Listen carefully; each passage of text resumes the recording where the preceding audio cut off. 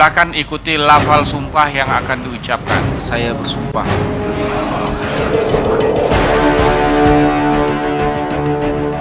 Iskandar Son Haji, ya Bambang Wijoyanto, Ujang Iskandar, Tengku Jelani termasuk saya. Diarahkan itu tetap dalam batas tidak boleh memberi keterangan palsu.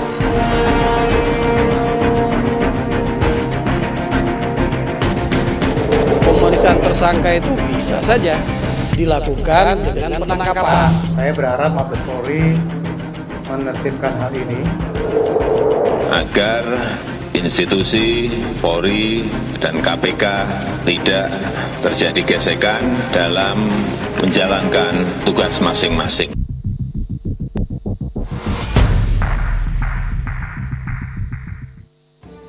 Aksi kepolisian yang menangkap Wakil Ketua KPK Bambang Wijoyanto ketika sedang mengantar anaknya ke sekolah benar-benar membuat geger Republik ini. Polisi menangkap Bambang Wijoyanto yang biasa dipanggil BW ini karena dijadikan tersangka dalam kasus kesaksian palsu di persidangan sengketa Pilkada Kabupaten Kota Waringin Barat, Kalimantan Tengah yang terjadi tahun 2010. BW dituduh mengarahkan sejumlah saksi untuk berbohong ketika ia menjadi kuasa hukum dari pihak penggugat. Yang menarik, polisi menangkap BW berdasarkan laporan tertanggal 15 Januari 2015 untuk kasus yang terjadi pada tahun 2010 silam. Yang lebih menarik lagi, penangkapan BW terjadi ketika sedang terjadi kegaduhan kasus Komjen Polisi Budi Gunawan, calon Kapolri yang baru saja dijadikan tersangka oleh KPK. Kali ini kami akan memutar kembali dokumen liputan saksi palsu sengketa Pilkada Kota Waringin Barat yang kini menjerat Bambang Wijoyanto. Lengkap dengan pengakuan saksi palsu yang bersumpah di Mahkamah Konstitusi. Inilah hasil liputan tim Realitas.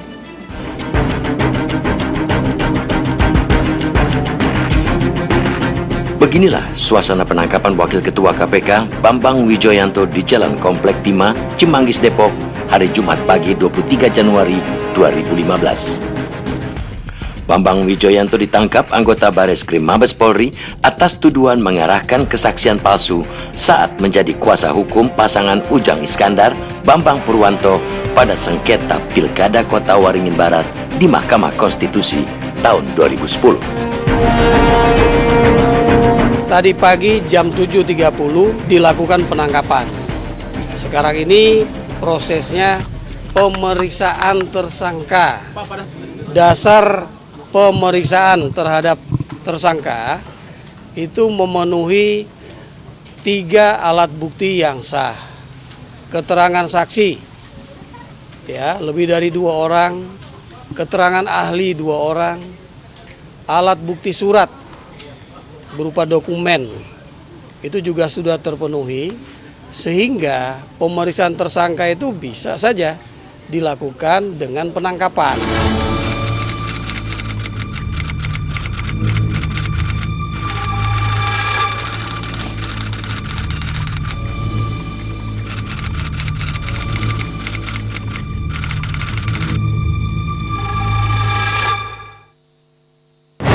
Silakan ikuti lafal sumpah yang akan diucapkan.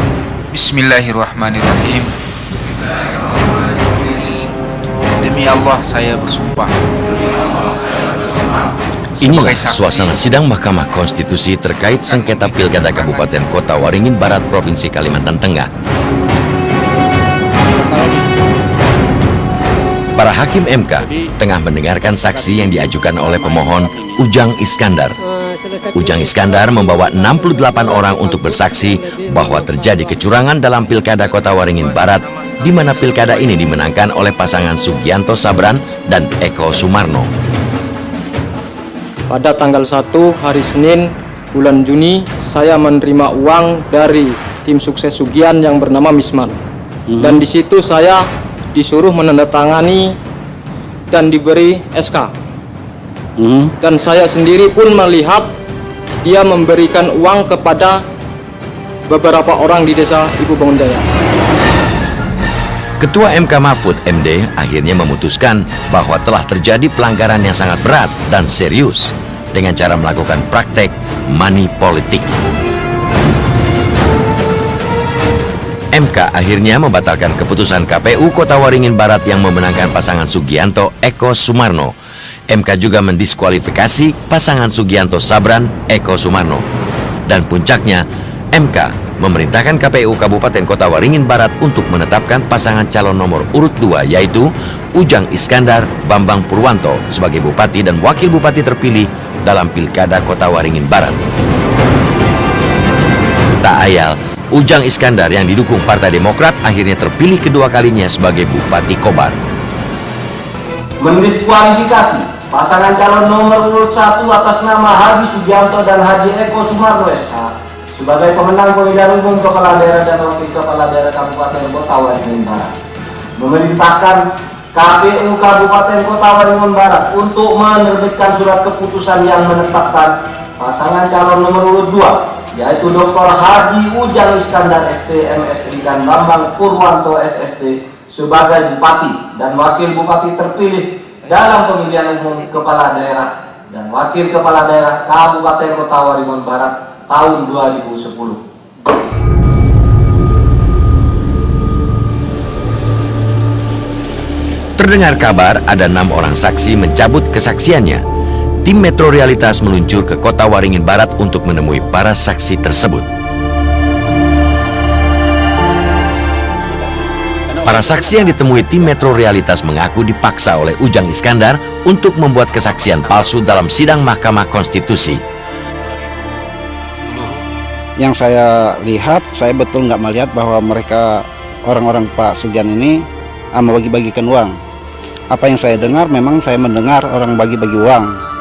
Yang ketiga, apa yang saya rasakan? Yang saya rasakan membohongi waktu memberikan kesaksian di MK. Yang saya berikan kesaksian di MK, pada poinnya itu semua palsu. Dan saya diarahkan dengan Pak Fahmi suruh berbohong di MK, tapi sebelumnya itu disimulasikan gitu ya. Itu diarahkan, kamu melihat tim sukses Ujang Sugianto membagi-bagikan uang. Sebenarnya kan saya tidak melihat. Saya jawab tidak, kamu harus bilang melihat. Dari 6 orang saksi, 1 saksi bernama Ratna Mutiara telah mendekam di penjara karena divonis bersalah membuat keterangan palsu.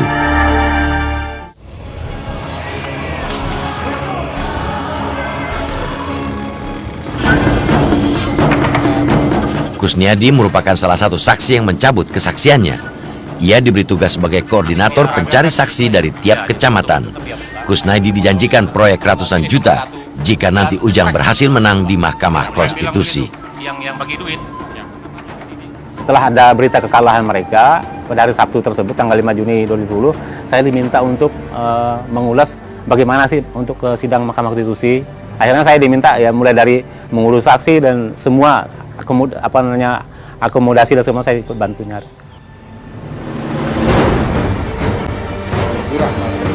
Sebelum bersidang di MK, para saksi diberikan simulasi sidang oleh Bambang Wijoyanto yang tak lain kuasa hukum dari Ujang Iskandar. Seperti dalam persidangan Mahkamah Konstitusi ini, adanya hakim-hakim MK, terus adanya pengacara, terus adanya dari KPU. Semua saksi dihadirkan di situ, mulai dari cara disumpah, pokoknya ya kayak seperti persidangan MK itu, Mbak. Jadi semuanya sudah disetting deh, karena kita selama menunggu kurang lebih 11 hari di Hotel N Jakarta di Jalan Majapahit itu kita setiap hari pagi, siang dan malam diajarin itu, dilatih, terus itu suruh menghafal sampai semuanya hafal. Akhirnya di dalam simulasi satu-satu juga dipanggil seperti dalam persidangan MK itu. Ya Iskandar Son Haji, ya Bambang Wijoyanto, Ujang Iskandar, Tengku Jelani termasuk saya. Nggak ada di pengadilan manapun, nggak ada. Misalnya terlanjur diputus gitu, ternyata saksinya palsu. Ya saksinya itu yang digelandang ke pengadilan. Kalau hakimnya nirma suap, hakimnya yang dibawa ke pengadilan. Putusannya nggak bisa berubah. Ya, itu jawaban Mahfud MD sewaktu menjadi ketua MK ketika ditanya soal kasus saksi palsu yang menyebut nama Bambang Wijoyanto. Dan jawaban yang kurang lebih Sama kembali diutarakan Mahfud MD ketika Bambang Wijoyanto ditangkap polisi karena terkait sengketa pilkada yang pernah bergulir di gedung MK. Karena banyak orang itu